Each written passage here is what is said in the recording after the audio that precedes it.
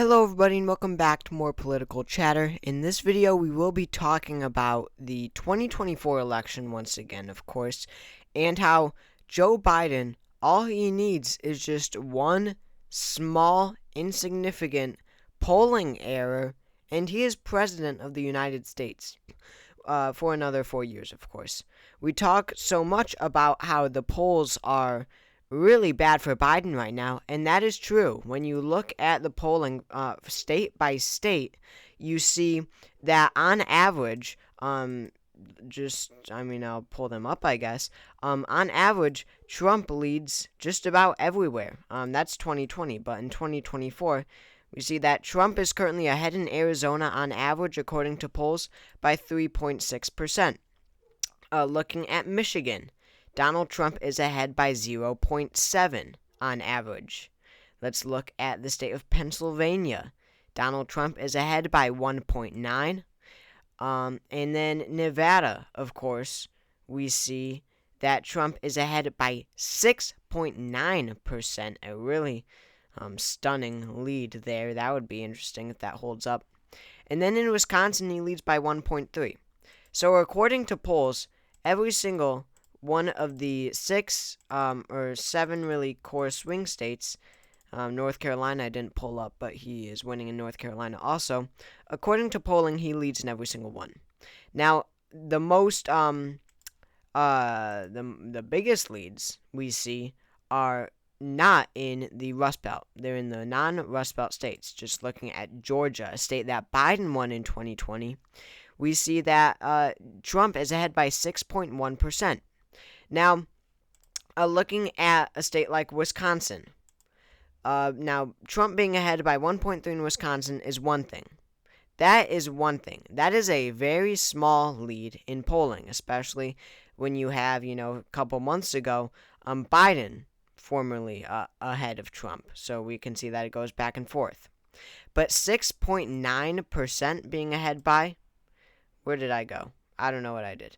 But being ahead by 6.9% in a state that that Biden won in 2020 from Trump's point of view, that is really, or 6.1%, sorry. That is, an immaculate lead. That is not especially when you look at how Trump has been ahead this entire race. It doesn't seem like it's something that Biden can really recover from. And that's a similar case in these four states: Nevada, Arizona, Georgia, and North Carolina. Arizona is iffy because polling is always dead wrong in Arizona. But for the sake of this video, we will characterize all of these states as Republican. So that leaves us with these three Rust Belt states: Wisconsin, Michigan, and Pennsylvania. Donald Trump is at 268 electoral votes. Joe Biden is at 226. Now, when you look at these polls, I just showed them. I showed you guys how in all of these states, Donald Trump is ahead. But let's just take a moment. We see that Trump is ahead by 6.1 in Georgia. He's ahead by 6.9 in Nevada.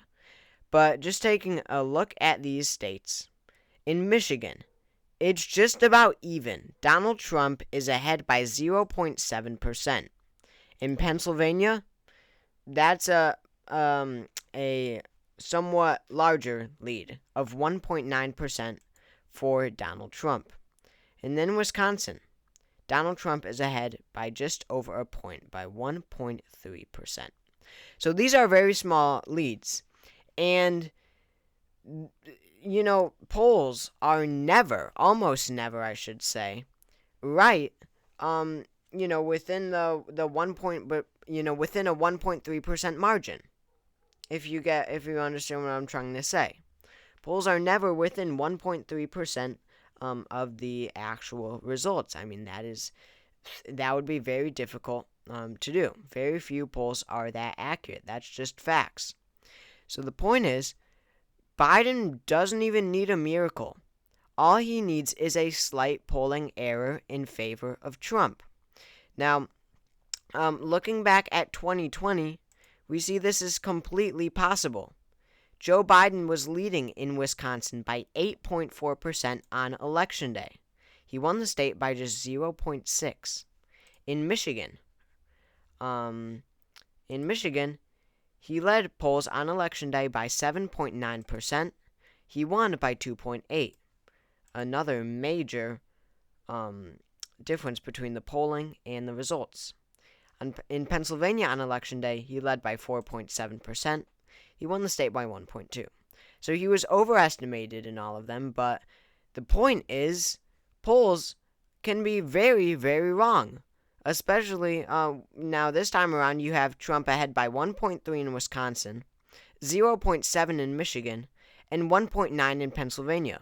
And you can see how these polls in Wisconsin, the polls were 8 percentage points off. Biden led by 8.6 or 8.7 or something on election day, according to polls, and he won by 0.6.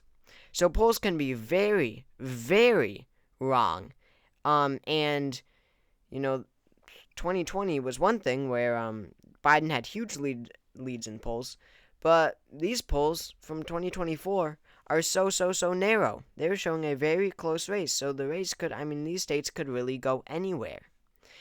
Now, a lot of you might say, polls underestimated Trump in 2016, they underestimated him in 2020, they will underestimate him in 2024. And that is a possibility, but not one that I really see. A New York Times Siena College poll just came out that showed Trump winning in Nevada by 9%. That's outlandish. It really is. It's never going to happen. So I think that polls are definitely overestimating Trump this time around, and I know it's not Trump and it's not completely comparable, but polls can overestimate Republicans. In 2022, polls famously way overestimated the Republicans' performance.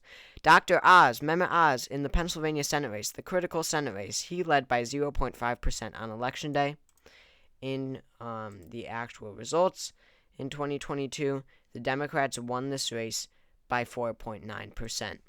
And that's just one example. We have countless examples. Looking at Nevada, Adam Laxalt led by 1.4% on Election Day. Catherine Cortez Masto, the Democrat, won by 0.8%. So polls can overestimate Republicans, and 2022 has shown us just that. So the polls coming out of the Rust Belt aren't like the polls from Nevada, Arizona, and Georgia and North Carolina, where Trump has such huge leads where it doesn't really look like, even with a slight polling error, Biden can possibly win. But with a very, very, very slight polling error, just typical standard incorrectness from the polls, from the polling industry, Biden can easily carry Wisconsin, Michigan, and Pennsylvania. That puts him at 270 electoral votes, the minimum that you need to become president. To Donald Trump's 268, he wins the presidency. He wins another term by just 2 electoral votes. This is in the realm of possibility. So thank you all for watching this video. I really hope you all enjoyed, and I will see you all next time.